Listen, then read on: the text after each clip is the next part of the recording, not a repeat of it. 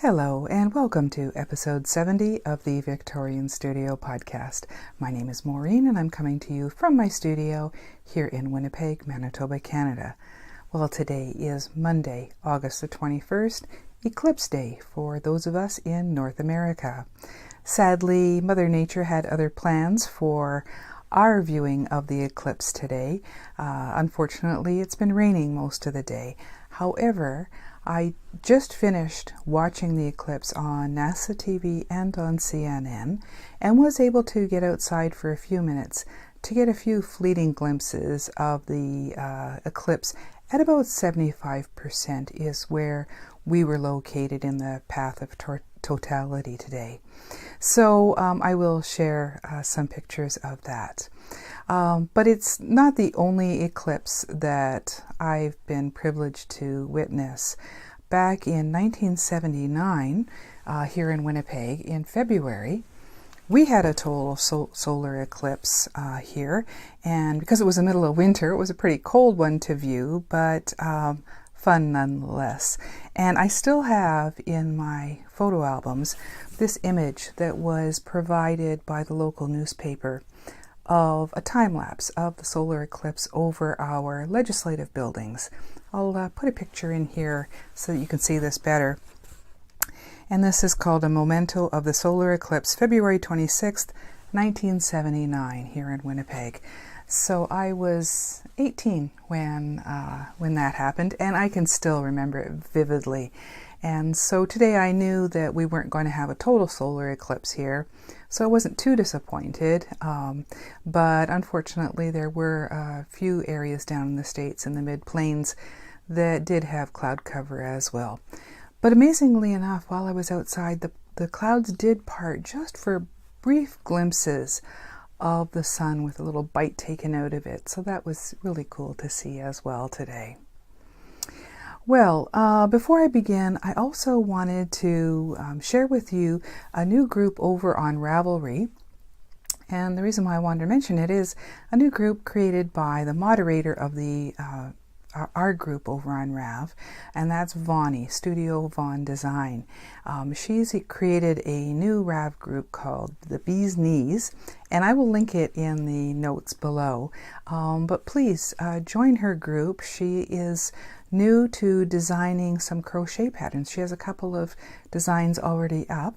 So she has some discussion going on over there, as well as her designs in crochet. So I'm hoping that she'll also do some designs for knitting. So crochet is something that I really haven't taken up too much yet. So I'm looking forward to hopefully Vonnie will do some wonderful designs in knitting as well. So thank you, Vonnie, for inviting me also to your group. And as always, thank you so much for all the hard work you do for my group. Also, I wanted to thank Margaret, the event coordinator at the Manitoba Fibre Festival. She contacted me a few days ago and generously donated 2 free admissions to the Fibre Festival that's happening this fall. That is September 15th and 16th over at the Red River Exhibition Park here in Winnipeg. So if you're local, or if you're not local but planning to attend the Fibre Festival this fall, I will open up a thread over in our Ravelry group to draw 2 winners for some free admission to the Fibre Festival. So all the details will be in the thread over in our Rav group, and I again will put a link below to that so you can get more information. So thank you so much, Margaret, for your kind generosity in providing those 2 free admissions to the Fibre Festival to the Victorian Studio podcast viewers. So let's see, the Fibre Festival, that's one of daughter and my favorite events to go to. It's the largest Fibre Festival in our area, and we have such a great time there. There's lots of vendors. We've taken classes there, and of course, the highlight for me is the sheep and alpaca. Just wonderful. They have sheep shearing and wool judging and that kind of thing too. So if you're in the area and you've never attended before, I'd highly recommend it. It is a lot of fun to see all the things that people locally are up to fiber-wise. So again, thank you, Margaret. Okay, let's see. I guess I'll start with the knitting because I have some knitting and also some sculpting and painting to share with you today. For knitting, over the last few weeks, I've got a little bit done. Because it's break month over in the Harry Potter House Cup, it's time when they do resorting into the houses and that kind of thing, and the new fall term starts in September. So during this month, I thought I wouldn't start any large projects because I would rather start them to get points for Gryffindor House rather than having them started and not be eligible for entering into classes or other activities over there. So what I have to share with you today is a finished object, a couple of, or one work in progress, and a couple of new things that I've put on the needles that are smaller projects just to kind of fill in during this break month. So first of all, I finally finished my vanilla socks. So these I've been working on for a little while, and they're Harry Potter related because they're using the Gnome Acres colorway Polyjuice Potion, and they're just plain vanilla socks, but this is the yarn that I have left over from Gnome Acres.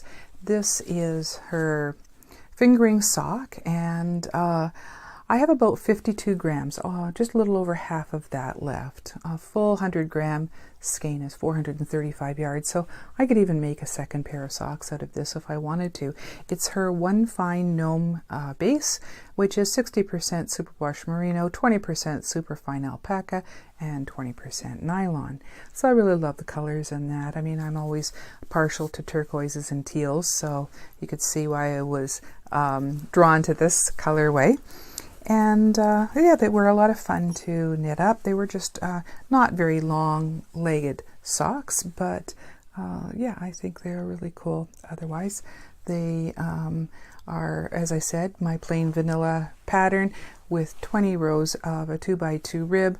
Then I went to the leg, did the German short row heels on them, and ended with a rounded toe and Kitchenered the toes. So it's great to have another pair of socks off the needles, and which means that coming up I'm going to have another pair of socks because I always love having a pair on the needles.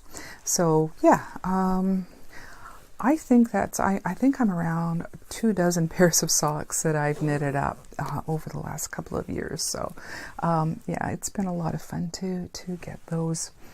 Always just a quick project that I can take on the go, especially after the ribbing. Just to do stockinette all the way around is pretty quick and easy to do.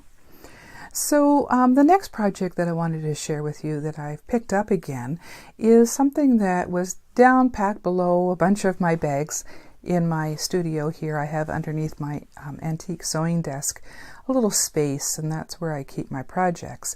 And under there I had a bag that was under there since probably last fall, because I had sewn up this bag using this black cat Halloween material I know last fall. And for some reason it got pushed to the bottom and I never completed this. And inside this is the Close to You shawl. And this is a free pattern on Ravelry by Justina Lorkowska. And I know a lot of podcasters seem to be making this right now. And it was funny, I was watching some other podcasts and they were talking about it. I'm thinking, wait a minute, I thought I did that shawl. And yeah, sure enough, there it was in the bottom of my pile. So this has been taken back out of hibernation.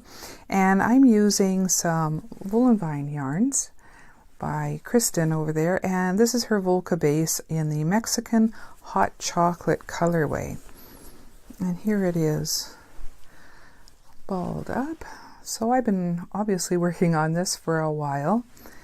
And yeah, it's a very easy shawl. I don't know why I didn't continue it on. I guess I got involved in probably Christmas and then all the Harry Potter projects. This just never got taken back out of the bag again. So This is my progress to date. Since the last time I showed it months ago, as I said, I just picked it up a few days ago, I've got at least another 2 teeth added to this. And yeah, it's already getting to be a fairly good size shawl. And I'll just continue.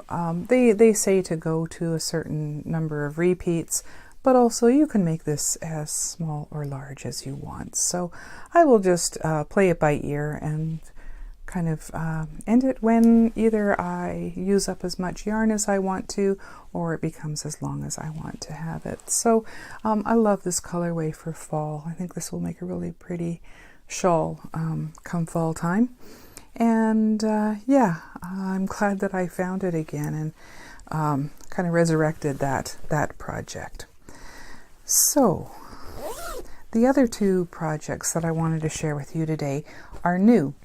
The first one is the next pair of socks that I wanted to do, and I had in my stash quite a few colorways of the West Yorkshire Spinners bird series that they came out with last year and the year before, and I realized in my stash I had 9 different colorways of the West Yorkshire Spinners yarn. So I thought it was about time to pick one out and knit it up again, because I've only, of those 9, knit up 2 of their colorways. The first one that I did, it was probably the second pair of socks that I ever did, was in their owl colorway, which was in browns and grays. And then the second one I did for my December 2015 Christmas cast on in their Hollyberry colorway, their Christmas, so it wasn't a bird one, it was their Christmas colorway. So what I did was I picked out 2 skeins that I had of the same colorway, and I wanted to make both of the pair of socks identical. So I decided to use both of these skeins. Even though there's no way I'm going to use up these skeins, it was great to be able to start these at exactly the same spot. What I did was I pulled out the yarn in both of them and matched them up and cut them so that they were identically started at the same point, because as you know, if you've been here before, I prefer to do my socks 2 at a time concurrently. So yeah, that worked out really well. I was able to just wind off one of these skeins, and what I did was, it was enough of a wind off that I made a little mini skein out of it, and so I have it here on the bag just to signify that's what's inside the bag, but I'll use that as a mini skein later for something else. So I just love this colorway. This is their peacock colorway. Even though West Yorkshire Spinners doesn't include the color on the ball band, I did look it up when I added it to my stash, and it's colorway number 851. But I again love the greens and blues in this. And these are so much fun to knit up, because if you've ever seen West Yorkshire Spinners yarn before, the way that it self patterns is always so unique. So I just started these a few days ago, and I've just finished the cuffs on both of them. And there's the second one. And again, I'm just going to use my vanilla sock pattern on these, because I think the patterning in this yarn looks best in stockinette. So they will be plain vanilla socks once more. But again, it's always good to have these on the needles. And I have my little progress keepers to keep track of which one is which. One's got a sugar donut and one's got a little rubber duck on it. So yeah, a lot of fun to get back to the West Yorkshire Spinners yarn. I've got so much of it in my stash. It's about time that I dug those out and got started on those again. Which brings me to the last project that I'm doing in knitting, and that is something new that you haven't seen before either. Again, I didn't want to start anything too large, so what I thought I would do is pull out some yarn that I had in my stash that was left over from another project. And that was the Malabrigo Mecha in the teal feather colorway. And I had 2 skeins of this left over from doing my vest. I guess it was probably last fall, I think, that I did that. And so I just love this yarn. It's just so incredibly soft, and the color is just so beautiful, right up my alley. So what I did was I went to Rav and tried to find a pattern that would use up most of this leftover yarn. And what I found was a paid for pattern called Arika. And there it is there. Here's a picture of it so you can see it better. And this is by Jane Richmond. And I'm using 6mm or size 10 US needles on this, so it's going pretty quickly. I won't explain all the details because it is a paid for pattern, but you do start with a 2x2 rib in this and knit this for a while. So what it is, as you could see by the picture, is kind of a scarf slash kerchief that wraps around your neck, and then you attach it together. So you start with the ribbing, and now I'm into more of the lace work section. So it has been a lot of fun and very easy to do. Again, you know, once you read the pattern, you can just do it by memory. So yeah, I'm really loving this as a quick pattern, quick project to finish up before the house cup starts up again in a couple of weeks. So yeah, and there's my little owl stitch marker on that one. So yeah, that's been fun to try out something different that I haven't done in a while. You know, something that's thicker with a heavier yarn. It's always nice to change from a very lightweight project to something that's a little more bulky. Just that change in repetition is I think good for the hands. So yeah, I'm enjoying working on that as well. So that's all the knitting that I have to share with you this episode. What I also wanted to share with you is some of the sculpting and painting I've been doing in creating some more stitch markers and progress keepers for both my personal use and for posting on Etsy. So I have both items that I've restocked and some new designs. So some of the things that were sold out that I'm going to be restocking this week. The first one are some little skeins of yarn. So I've created these out of polymer clay, acrylic paint, and I've also added some little labels for the Victorian Studio on there. And these are stitch markers. They just have the silver rings on them. And yeah, these are fairly popular. I didn't have a whole bunch in the shop previously, but I thought it was time to make a few more. These are always a lot of fun to do.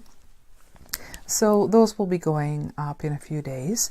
And then I also created some more owls because I never did get to post the first ones I made. I only made a few and they were already spoken for. So I've created 4 more owls.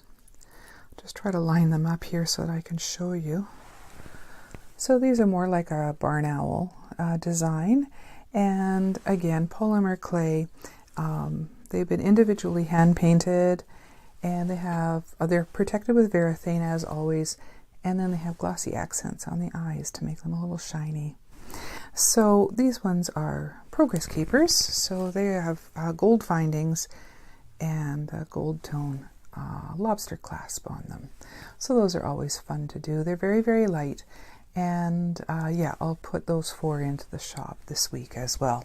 So if you are not following me on Instagram, check the description box below for links to all my social media because I will post on Instagram when I list those in the Etsy shop. I have to take some photographs and create the listing, so it'll probably be a few days before I do that. But I will announce it on Instagram when the shop is restocked.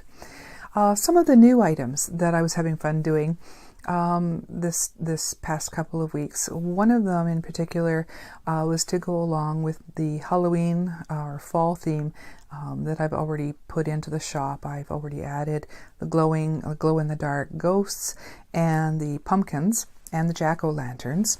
So I thought something that could go along with those were some black cats.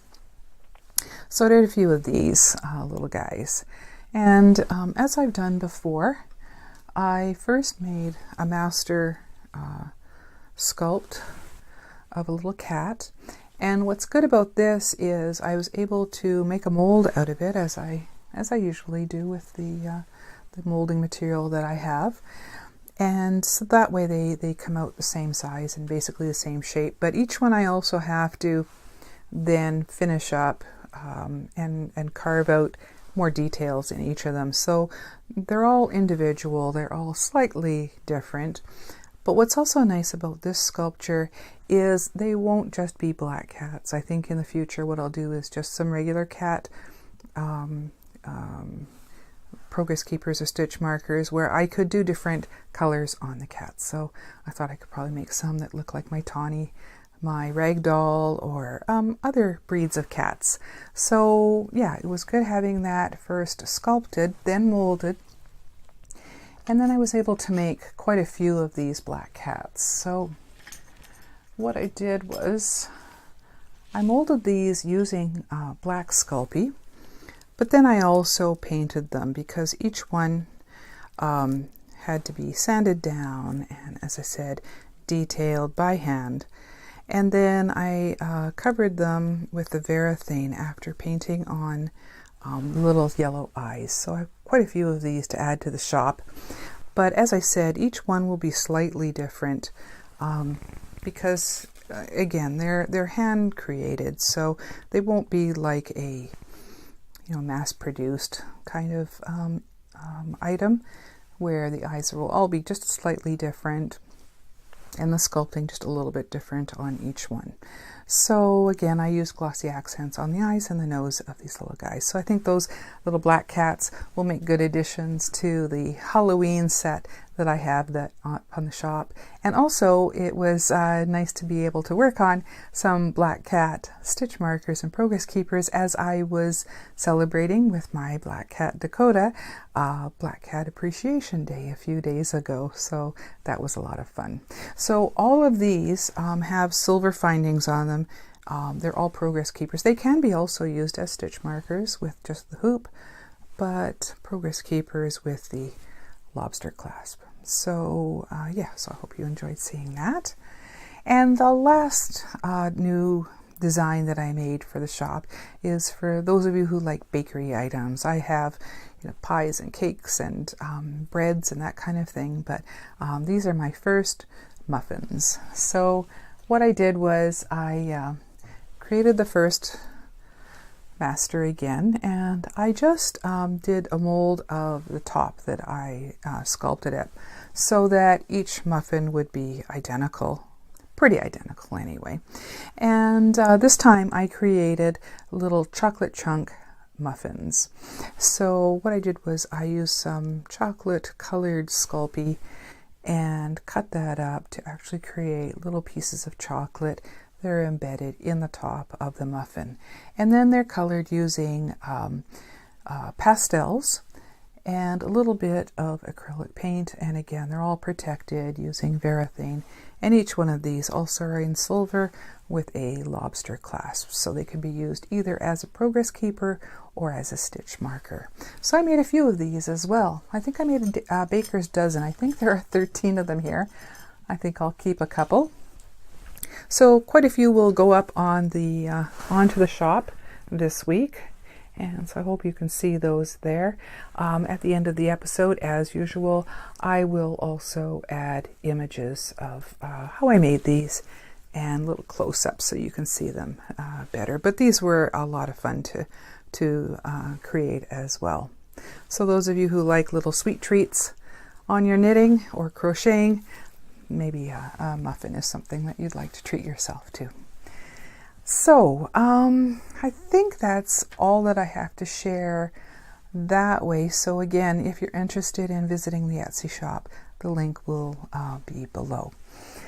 I also want to thank everyone who has purchased from me from the Etsy shop. The intention was to help the podcast, help the financial support of the podcast in providing prizes and a mailing out of prizes for the knit-alongs that I'm involved in. And so because things were going so well in the shop, I decided to purchase a couple more skeins of yarn for prizes for the Harry Potter knit-along. And one of the vendors, the prize has arrived. I purchased a skein from Supernatural Yarns, and this is a very lovely skein. I'll show you in a second, but when I received the package, I realized there were 2 skeins in the package, and sure enough, sweet Shannon at Supernatural Yarns threw in a free whole skein of yarn. So Shannon, I was just floored. Thank you so very much for your very kind and generous donation to the podcast. I will have a link to Supernatural Yarns below, and will also be added to the Harry Potter knit-along thread. I'll add pictures of the yarn and links, of course, to her shop. I believe her shop's already linked in the resources section of the podcast. So please check her out because she's an awesome person and very kind and generous. So what I had purchased as a prize to give away this fall is this Kelpie sock in the now I'm not going to be able to pronounce this, Rictusempter colorway, Rictusempre.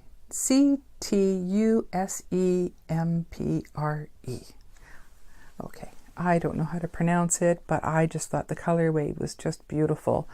I love the purples, and I thought this would make a great pair of socks or a shawl. This is 100% superwash merino 2-ply, 490 yards. So this is a beautiful, beautiful skein of yarns from Supernatural Yarns. So that's what I purchased, and she threw in this awesome colorway, and this is called Pepper Imps. I can pronounce that one. This is in her Harpy DK base, 100% superwash merino 4-ply. It's 250 yards. So this is beautiful. It's 115 grams. So Shannon, thank you so much for sending this for free for the participants of the Harry Potter knit-along. So if you're entering projects into that knit-along, these will be 2 more prizes added to the long list of prizes that will be drawn. At the end of September is when we'll be doing the next large drawing, but I thought the next episode will be after the end of the month, and I'll be doing some drawings for smaller prizes, but the next quarterly section of prizes, one of these skeins will be given away. So if you're going to be entering something into the Harry Potter knit-along and you want to try to win one of these, get in your entry by the end of September. Again, the knit-along goes along right through to the end of the year. So if you haven't joined us already, please do anytime, and you can enter more than one item. Just follow the rules and regulations that are outlined in the first post of the Cal over on the Victorian Studio podcast group. So again, Shannon, thank you so very much for 2 lovely skeins of your yarn. Really highly recommend Supernatural Yarns. So let's see. The next episode will be in about 2 weeks' time. Again, my apologies for this one being a few days late. But yeah, I will do some prize drawings at the next episode. So for the Harry Potter knit-along, I will put in the thread for the Manitoba Fibre Festival tickets when I will draw for those, but it probably will be a couple of episodes because the Fibre Festival is still a few weeks away. So we'll go up right to near the middle of September for drawing for that, but I'll put that into the podcast group thread. So thank you so much for joining me today. I hope you enjoyed seeing what I had to share, and I hope you'll join me in a couple more weeks' time for the next episode of the Victorian Studio podcast. Thank you for visiting, and take care. Bye-bye.